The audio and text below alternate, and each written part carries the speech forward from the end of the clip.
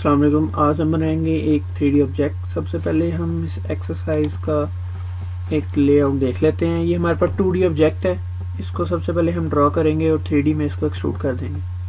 तो सबसे पहले मैं एक रेक्टेंगल क्रिएट करूँगा और इसका जो स्ट्रक्चर है वो बनाऊँगा और इसको एक साइड पे बना के दूसरी साइड पे हम इसको जो है ना वो मिरर कमांड यूज़ करते हुए कंप्लीट कर लेंगे और इसके बाद जो है हम इसको 3D में ले जाएंगे। सबसे पहले मैं PTC क्रू में एक न्यू फाइल ओपन कर लेता हूँ और मुझे जो पैरामीटर्स हैं वो मिलीमीटर चाहिए। यहाँ पे मैं टॉप व्यू सेलेक्ट करने के बाद स्केच पर क्लिक कर देता हूँ और यहाँ से स्केच पे ले लेता हूँ।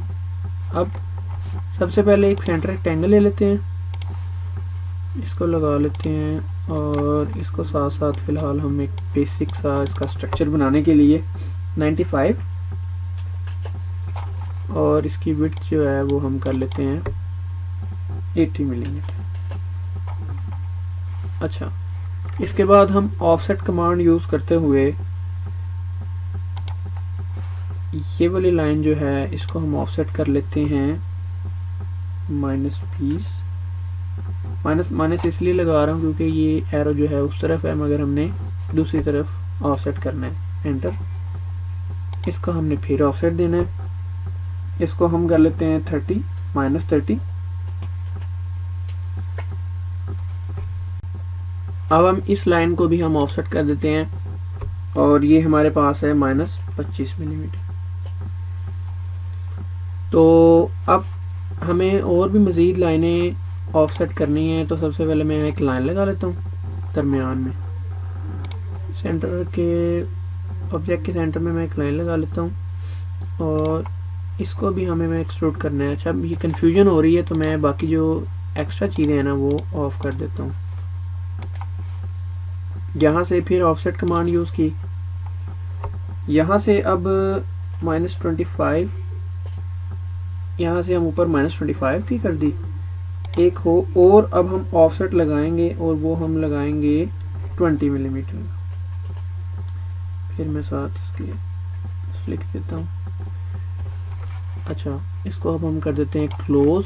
यहाँ से हम डायमेंशन भी क्लोज कर देते हैं ताकि अब हम इसको पहले तो सबसे पहले दूसरा हिस्सा जो है इसको तो बिल्कुल आप ख़त्म कर दें, क्योंकि हम जो काम करने लगे हैं उसके बाद हम इसको मिरर कमांड कर देंगे तो हमें ज़रूरत नहीं है इसकी। इनको आप डिलीट कर दें। अच्छा, अब ऊपर जो है हमें स्ट्रक्चर बनाने के लिए फिर डिलीट सेगमेंट कमांड यूज़ करनी पड़ेगी।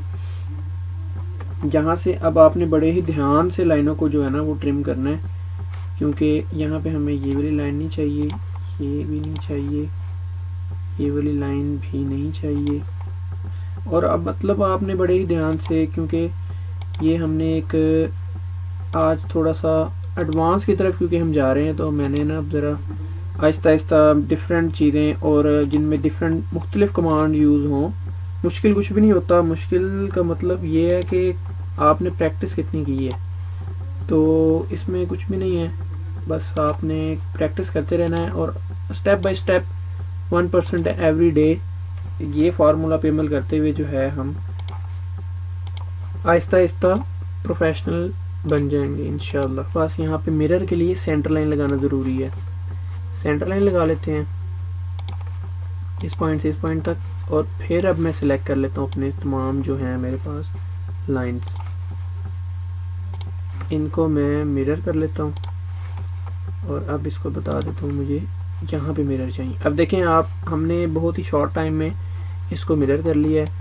अब यहाँ पे मज़ीद देखते हैं कि हमें क्या काम करना है। तो ये एक सर्कल ये है और यहाँ पे 2 सर्कल लगेंगे, इसको भी लगा लेते हैं। हम सर्कल में जाते हैं, सेंटर लाइन पे रहते हुए एक सर्कल यहाँ लगा लिया।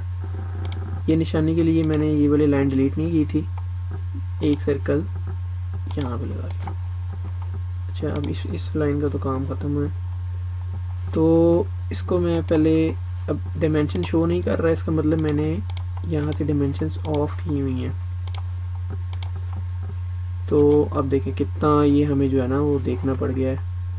अब हमें यहाँ से देखना है कि ये कितना डिस्टेंस है, तो ये है 20 मिलीमीटर का डिस्टेंस और इसका जो डायामीटर है वो भी है 20 मिलीमीटर। यहाँ पे अब हम आ जाते हैं इस बड़े डायमीटर पे, तो ये हमें चाहिए 40 मिलीमीटर।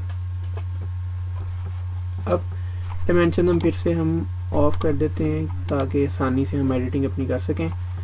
यहाँ से डिलीट सेगमेंट करते हैं और जो हमारे पास एक्स्ट्रा चीज़ें एक्स्ट्रा लाइंस हमारे पास हैं वो हम डिलीट कर देते हैं। ये ट्रिम की कमांड होती है ताकि आप एक्स्ट्रा जो गैर ज़रूरी लाइंस हैं वो आप डिलीट कर लें।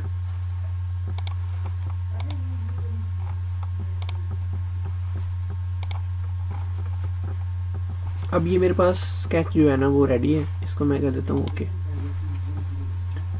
अब इसको हम 3D में एक्सट्रूड कर लेते हैं।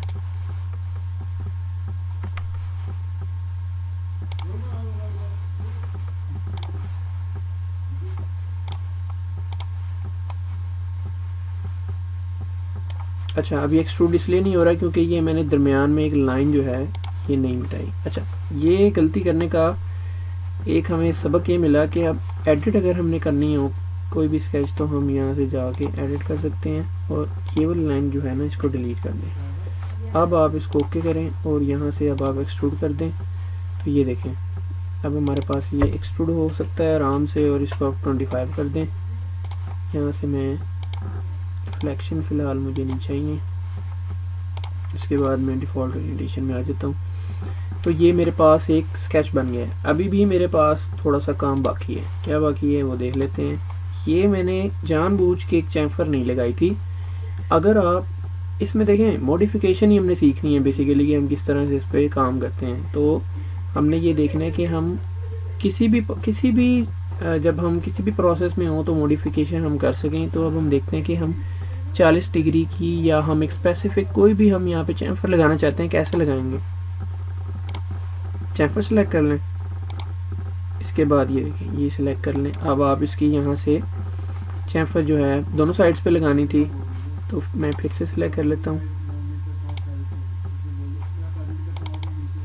ये अब फ़र्ज़ करें मैं कहता हूँ कि इसको आप 10 की चैम्फर लगा दें।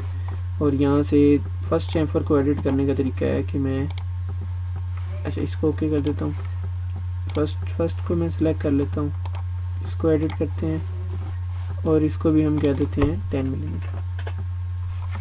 तो ये देखें मैंने एक बड़ी ज़बरदस्त तरीके से आसानी के साथ, इसमें कोई मसला ही नहीं मुझे हुआ और मैंने ये स्केच तैयार कर लिया। अब इसकी प्रैक्टिस करें। और अच्छा एंड पे जो मैं रेंडर वाला काम करता हूँ वो भी मैं कर देता हूँ ताकि आप ये ना कहें कि इसने बाहर जो डिस्प्ले पिक्चर में तो कुछ और लगाया हुआ था। यहाँ से रेंडर व्यू होता है, ये हम रिफाइन करने के लिए कर सकते हैं। तो ये एक हमारा बेसिक स्केच बन गया है। आप इसकी प्रैक्टिस करें और बेसिक से एडवांस जो ये हमारी सीरीज़ है इसको आप बड़े सीरियसली लें और इस सॉफ्टवेयर पर अपनी ग्रिप करें। अल्लाह हाफिज़।